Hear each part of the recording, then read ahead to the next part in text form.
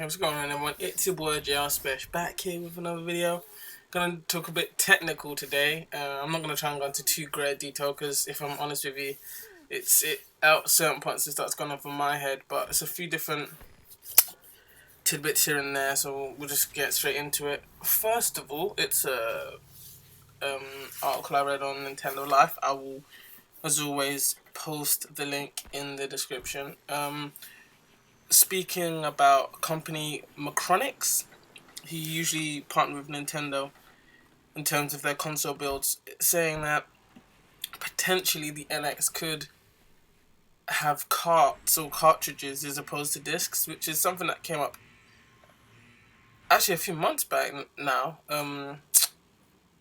But it seems to have reared its head again now with the president of Macronix actually talking about it himself this time. So, what I think, in all honesty, if the NX is a hybrid home portable console, cartridges or carts or cards would make sense in terms of discs. Walking around with discs, like, come on, nobody does that anymore, and it's just not practical. And it would be easier to transport if you did have cartridges or you had carts. But straight away, what instantly douses that idea, what instantly puts it into doubt, is if the NX, the next gen, it's running games at 1080p, it's 4K resolution level native, it's going to be playing games that are up, if not further, in terms of size, 40 gigs. How are you going to have cartridges that big and not impede performance of the game? That would be a feat within itself, and I've never seen that been done. If Nintendo pulled that off, wow, that is what caused a lot of doubt for me. I just don't see that happening. I mean, could it mean that you have two versions of every game? You have portable version, like downsized, downscaled cartridge edition. Then you have full blown home console ultimate version. But then that means I've got to get every game twice, or you sell the game in two parts every time you buy one. Once again, another problem that comes up with that is digital downloads, because if you're buying these huge games digitally, how would it run in the portable environment? So there's a lot of questions, there's a lot of theorizing, a lot of speculation. I mean, I think if Nintendo are going to do this hybrid idea, they will probably do a cartridge thing, and you'll have your disc versions, but for me, it just seems quite unlikely that Nintendo would do that. I mean, that's the thing about the NX right now, is that we just don't know. Like, everything that we thought we knew, none of it's been completely confirmed by Nintendo. I mean, having sources close to Nintendo confirming it's one thing, but having Nintendo themselves say it is a whole other ballgame. So, just having Nintendo say, okay, for sure, this is what we're doing, this is how it works, and so on and so on. Until we get that, it's still a little bit in the air. It's up in the clouds, so to speak. Not completely out of the realms of possibility, but we'll just have to see what happens.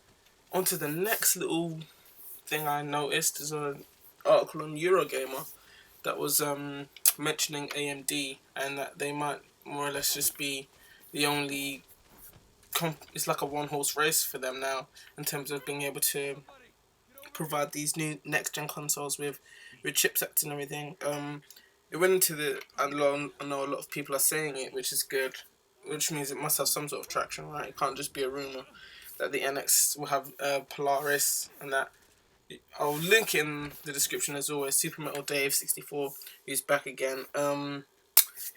He even did a video about this to a certain degree, where he was talking about PS4 K or Neo, whatever it's called, whatever it's going to be ended up being called, and he was saying he doesn't necessarily believe that it will have the same Polaris like the NX is supposedly, and he made some very good arguments. I think that at this current moment in time, Nintendo can't have the exact same leveled tech in the NX that the current PS4 has, because it's okay.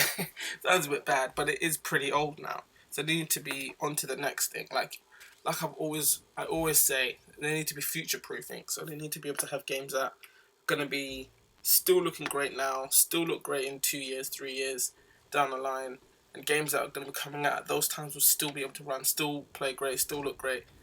That's what you want. Like, you want to have games where it's like there's no problems in terms of having that constant support. So I think I didn't go too deep into it because it gets really technical, and you're welcome to read into those if you can understand it. Me, I'm not going to pretend and say I know it all, because I don't. So have a read of it. It is really interesting. It's really insight as well, in terms of how these consoles come together. It's not just, that box of that all the great stuff in it. It goes a bit more in depth, and I think it would be really good if Nintendo did lock down this Polaris thing and make sure that they have a console that's ready for whatever comes next, and whatever possibilities come, Nintendo are already ready for it. And I'm just hoping for the best. Once again, it's unsettling that Nintendo haven't really said anything, and they're not planning to at E3. But I honestly believe they have to say something, because I mean, it'd be too long not to say anything. Like, the hype that was building up, and then just kind of dropping it all, and then you have the Wii U obviously come to the end of its life cycle now. Zelda on Wii U has been delayed to next year, but they're going to show Zelda at E3. And it's going to be a dual release for NX and Wii U. If that's the case, you got to drop a couple details on how it's going to look or how it's going to run in the NX while you're showing off the Wii U version. You can't just go, and purposely we're not going to talk about the NX version, but this is the Wii U version, when we know it's the same game, so surely that gives us an idea of what the NX version will be like. And also, that kind of comes into another point that a few different reputable sources have said, that the NX won't necessarily follow the same suit with the touchscreen control pad gimmick and all that kind of stuff. If the NX also has Zelda on it and Wii U has it, it could be something a little bit more like with Twilight Princess with the Wii and the GameCube, where you had the GameCube layout controls, even Wind Waker as well, because that came on the Wii U as well.